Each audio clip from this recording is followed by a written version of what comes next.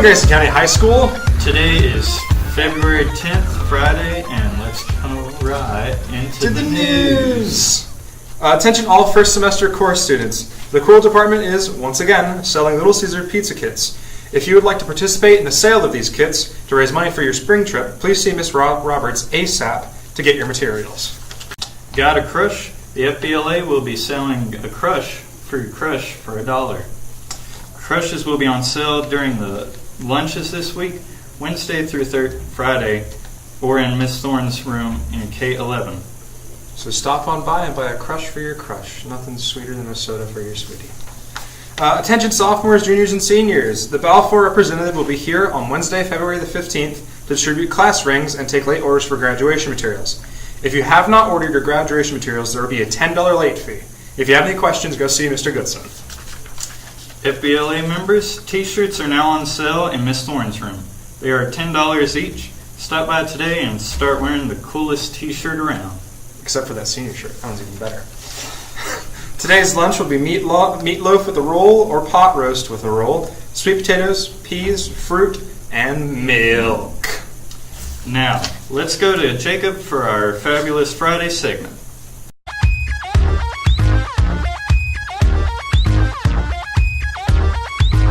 Finally Friday! Today's subject is Black History Month. Black History Month is an annual celebration of achievement by Black Americans and a time for recognizing the central role of African Americans in U.S. history.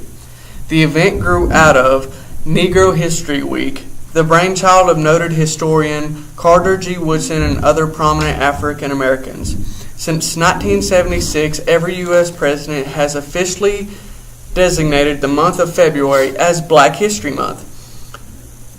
Other countries around the world, including Canada and United Kingdom, also devote a month to celebrate Black history. Okay, so we're here with Emily, and she has some interesting facts for us. Did you know that 1 in 4 cowboys was actually black, despite the stories told in popular books and movies? In fact, it's believed that the real Lone Ranger was inspired by an African-American man named Bass Reeves. Reeves had been born a slave, but escaped west during the Civil War, where he lived in what was then known as Indian Territory. He eventually became a deputy U.S. Marshal, was a master of disguise, an expert marksman, had a Native American companion, and rode a silver horse. His story was not unique, however. In the 19th century, the Wild West drew enslaved blacks with the hope of freedom and wages. When the Civil War ended, freedmen came from west with the hope of better life, where the demand for skilled labor was high. These African Americans made up at least a quarter of the legendary cowboys who lived dangerous lives facing weather, rattlesnakes, and outlaws, while they slept under the stars, driving cattle herds to market. Did you know that Martin Luther King Jr. improvised the most iconic part of his I Have a Dream speech? On Wednesday, August 28, 1963, 250,000 Americans united at the Lincoln Memorial for the final speech of the March on Washington. As Martin Luther King Jr. stood at the podium, he eventually pushed his notes aside. Did you know inoculation was introduced to America by a slave? Few details are known about the birth of Onesimus, but it is assumed he was born in Africa in the late 17th century before eventually landing in Boston. One of 1,000 people of African descent living in the Massachusetts colony, Onesimus was a gift of the Puritan church minister Cotton Mather from his congregation in 1706. Onesimus' traditional African practice was used to inoculate American soldiers during the Revolutionary War and introduced the concept of inoculation to the United States. Did you know the earliest recorded protest against slavery was by the Quakers in 1688?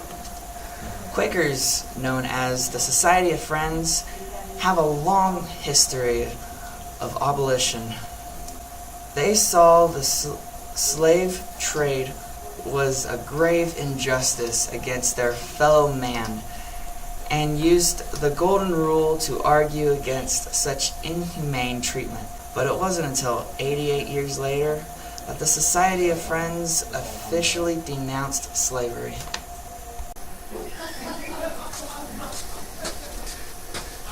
Oh, I didn't see you there. While I have you, let me tell you a story. Did you know Esther Jones was the real Betty Boop. The iconic cartoon character, Betty Boop, was inspired by a black jazz singer in Harlem. While there has been controversy over the years, the inspiration has been traced back to Esther Jones, who's known as Baby Esther, and performed regularly in the Cotton Club during the 1920s. Baby Esther's trademark vocal style was only using boops and other childlike sounds. But Baby Esther's baby style did little to bring her mainstream fame, and she died in a relative obscurity, but a piece of her lives on in the iconic character Betty Boop. Oh yes. Did you know, before there was Rosa Parks, there was a Claudia Calvin? Most people think of Rosa Parks as the first person to refuse to give up the seat on a bus in Montgomery, Alabama. Ay, ay, ay, silly Americans. There were several women who came before her, one of whom was Claudette Colvin. It was March 2nd, 1955, when the 15-year-old schoolgirl refused to move to the back of the bus. 9 months before Rosa Parks' stand that launched the Montgomery bus boycott. Yes, the struggle to end segregation was often fought by young people, more than half of which were women. Oh yes, them women. Did you know that interracial marriage in the United States was banned in 1664 and not overturned until 1967? These marriages were prohibited and penalties included the enslavement, exile, or imprisonment of the white perpetrators. These laws grew and evolved over the years, and attempts were even made to modify the Constitution to ban interracial marriage in all states. It would take 300 years for this law to be overturned. In 2000, Alabama became the last state to officially legalize interracial marriage. Did you know that of the 12.5 million Africans shipped to the New World and the Transatlantic Slave Act, fewer than 388,000 arrived in America?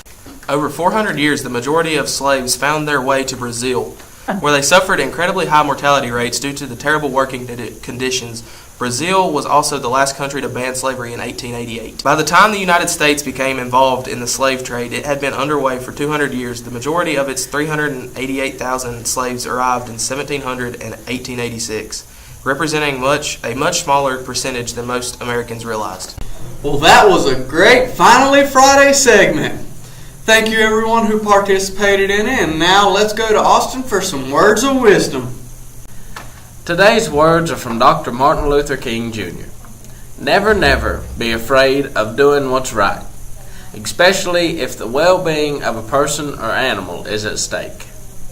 Society's punishments are small compared to the wounds we inflict on our soul when we look the other way. Thanks, Austin and Jacob. Have a great weekend, and we'll see you here on Monday. Same Blue Devil time, same Blue Devil channel.